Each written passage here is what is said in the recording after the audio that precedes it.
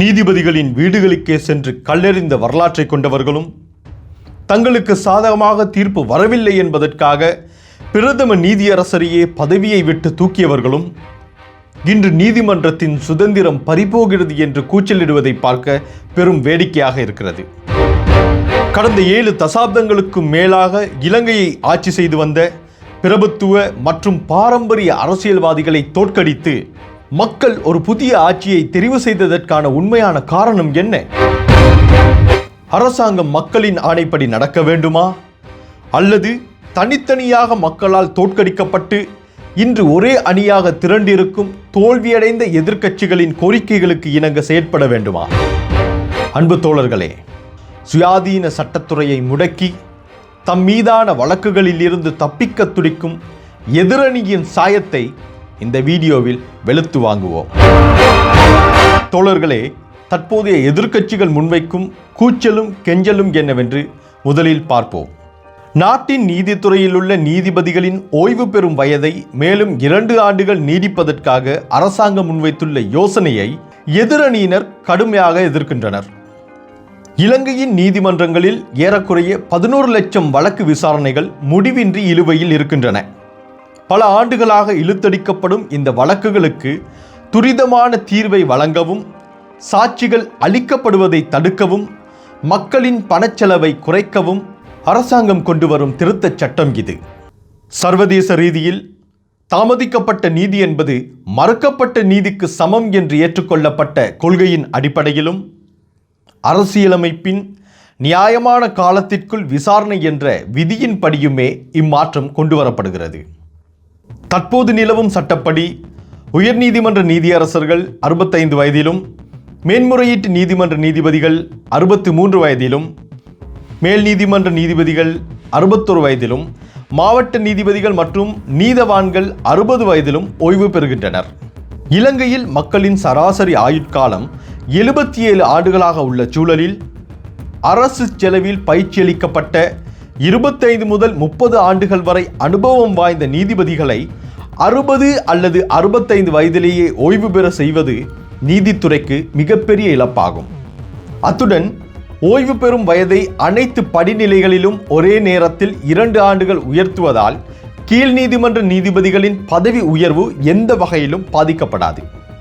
சர்வதேச அளவில் ஐக்கிய ராச்சியம் மற்றும் கனடாவில் நீதிபதிகளின் ஓய்வு பெறும் வயது 75ஆகவும், ஆஸ்திரேலியாவில் 70ஆகவும் இருக்கும் போது இலங்கையின் இம்மாற்றம் மிகவும் முற்போக்கான ஒன்றாகும். அப்படியானால் இந்த திருத்தச் சட்டத்தை கண்டு எதிரணியினர் ஏன் இவ்வளவு பதறுகிறார்கள்? சஜித் பிரேமதாச தலைமையில் ரணில் விக்ரமசிங்க, நாமல் ராஜபக்ச, தினேஷ் குணவர்தன, விமல் வீரவன்ச, திலீப் ஜெயவீர, உதய கம்மம்பில, சம்பிக்க ரணவக்க, ரவூப் ஹக்கீம், மனோ கணேசன், ஜீவன் தொண்டமான் என அனைவரும் ஒன்று கூடி இதனை எதிர்க்க காரணம் என்ன? ஏனெனில் எதிரணியில் பெரும்பாலானவர்கள் பல்வேறு நிதி மோசடிகள் மற்றும் குற்றவியல் வழக்குகளில் தொடர்புடையவர்கள். பிணையில் வெளியில் வந்தவர்களாகவும் சந்தேக நபர்களாகவும் இவர்கள் இருக்கிறார்கள். வழக்குகள் விரைவாக முடிவுக்கு வந்தால் தாம் சிறைக்கு செல்ல நேரிடும் என்ற பயமே இவர்களை ஜனநாயகம் பறிபோகிறது என கூச்சலிட வைக்கிறது.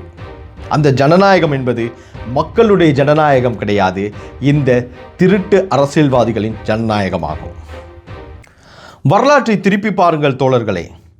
1982இல் மகளிர் தினத்தன்று அமைதி வழி ஆர்ப்பாட்டத்தில் ஈடுபட்ட வயலட் விவியன் குணவர்தன தாக்கப்பட்ட வழக்கில் பாதிக்கப்பட்டவர்களுக்கு நட்டையீடு வழங்க உயர்நீதிமன்றம் உத்தரவிட்டது. அதற்கு என்ன நடந்தது தெரியுமா? ஜேஆரின் அரசியல் அடியால் கலுலக்கி என்பவன் நீதியரசர்களின் வீடுகளுக்கே சென்று கல்லெறிந்து தனது சாரனை தூக்கி காட்டினான். அதை தட்டி கேட்க வேண்டிய அன்றைய ஜனாதிபதி ஜே.ஆர். ஜெயவர்தன நீதிமன்ற தீர்ப்புக்கு எதிராக எதிர்ப்பை தெரிவிக்க இந்த நாட்டில் ஜனநாயக உரிமை இருக்கிறது என்று கூறி அந்த அக்கிரமத்தை நியாயப்படுத்தினார். அது மட்டுமா, 1982இல் பொது தேர்தலையே நடத்தாமல் பிற்போட்டு பாராளுமன்றத்தில் இருந்த தங்களின் 6/5 பெரும்பான்மையை அப்படியே தக்க வைத்துக் கொள்ள விளக்கு குடம் என்ற பெயரில் மிகப்பெரிய ஜனநாயக சீர்கேடு மிக்க சர்வஜன வாக்கெடுப்பை ஜே.ஆர். நடத்தினார். இந்த கள்ள ஆட்டத்திற்கு எதிராக மக்கள் விடுதலை முன்னணியின் ஸ்தாபகர் தோழர் Rohana Wijeweera, Prince Gunasekara, Felix Dias Bandaranaike, SD Bandaranaike போன்ற சட்டத்தரணிகள் அனைவரும் ஒன்று சேர்ந்து 1982 ஜனவரியில் நீதிமன்றத்தில் வழக்கு தொடர்ந்தனர். JR அரசாங்கத்தின் இந்த தேர்தல் முறைகேடுகளும் கள்ள ஆட்டங்களும் நீதிமன்றத்தில் ஒவ்வொன்றாக வெளிச்சத்திற்கு வந்து கொண்டிருந்த நேரத்தில்தான் அதை மூடி மறைப்பதற்காக 1983 கருப்பு ஜூலை இனக்கலவரத்தை பயன்படுத்தி மக்கள் விடுதலை முன்னணியை தடை செய்தார்கள். அதேபோல 1984 அன்றைய பிரதம நீதியரசர் நெவில் சமரகோன் அவர்கள் JR அரசாங்கத்தின் அரசியல் தலையீடுகளை பகிரங்கமாக விமர்சித்ததால் அவருக்கு எதிராக பாராளுமன்றத்தில் குற்ற பிரேரணையை கொண்டு வந்து நெருக்கடி கொடுக்க முயன்றார்கள். நீதித்துறையின் கௌரவத்தை காப்பதற்காக அவரும் தனது பதவியை ராஜினாமா செய்துவிட்டு வெளியேறினார். அதன் தொடர்ச்சியாகத்தான் 2013 திவிநெகும சட்டமூலத்திற்கு எதிராக தீர்ப்பளித்தார் என்பதற்காக பிரதம நீதியரசர் ஷிராணி பண்டாரநாயக்கவை மஹிந்த ராஜபக்ச அரசாங்கம் பழிவாங்கும் நோக்கில் பதவியில் இருந்து நீக்கியது. அதையடுத்து ஆட்சிக்கு வந்த மைத்ரிபால சிறிசேன அந்த பதவி நீக்கம் சட்ட விரோதமானது என்று தெரிவித்து அவரை மீண்டும் அதே பதவியில் நியமித்தார். ஆனால் அவர் பதவியேற்று ஒரே நாளில் அவர் ஓய்வு பெற்றார். 1988 மக்கள் விடுதலை முன்னணியின் ஸ்தாபகர் தோழர் ரோகண விஜயவீர கூறியது போல, திருடர்கள் பகலில் சண்டையிட்டுக் கொள்வார்கள், இரவில் ஒன்றாக சேர்ந்து திருடச் செல்வார்கள். பாராளுமன்றத்திலும் மேடைகளிலும் ஒருவரையொருவர் திருடர்கள் என்று திட்டி தீர்த்தவர்கள் திரைமறைவில் ஒன்று கூடி பாதுகாத்து கொண்ட கபடத்தனம் இன்று வெளிச்சத்திற்கு வந்துவிட்டது. சட்டத்தின் பிடியிலிருந்து தப்ப வேறு வழியே இல்லாமல் பட்ட பகலிலேயே மக்களின் கண்முன்னே அவர்கள் ஒன்று சேர்ந்து நிற்கிறார்கள். நீதிமன்றத்திற்கு கல்லெறிந்தவர்களும் பிரதம நீதியரசர்களையே பழிவாங்கியவர்களும் இன்று நீதிமன்ற சுதந்திரம் பற்றி பேசுவது சாத்தான்கள் வேதம் ஓதுவதற்கு சமனாகும். 48 ஆண்டுகளுக்கு பிறகு மேற்கொள்ளப்படும் இந்த சட்ட திருத்தம் வழக்கு தாமதங்களால் தவிக்கும் 11 லட்சம் மக்களுக்கு விரைவான நீதியை வழங்கும். எதிரணியில் இருக்கும் குற்றவாளிகளின் போலி அச்சுறுத்தல்களுக்கும் சுயநல கூச்சல்களுக்கும் செவிமடுக்காமல் நீதித்துறையை சீரமைத்து மக்களுக்கு விரைவான நீதியை உறுதி செய்வதே தற்போதைய அரசாங்கத்தின் வரலாற்று கடமையாகும். நீதிமன்றத்திற்கு கல்லெறிந்தவர்கள் கேட்கும் நீதி என்னவென்று மக்களுக்கு நன்றாகவே தெரியும். பழைய குற்றவாளிகளின் கூச்சல்களுக்கு அஞ்சாமல் சட்டத்தின் ஆட்சியை நிலைநாட்டுவதற்காகவே மக்கள் தேசிய மக்கள் சக்தி அரசாங்கத்திற்கு தமது ஆணையை வழங்கியிருக்கிறார்கள்.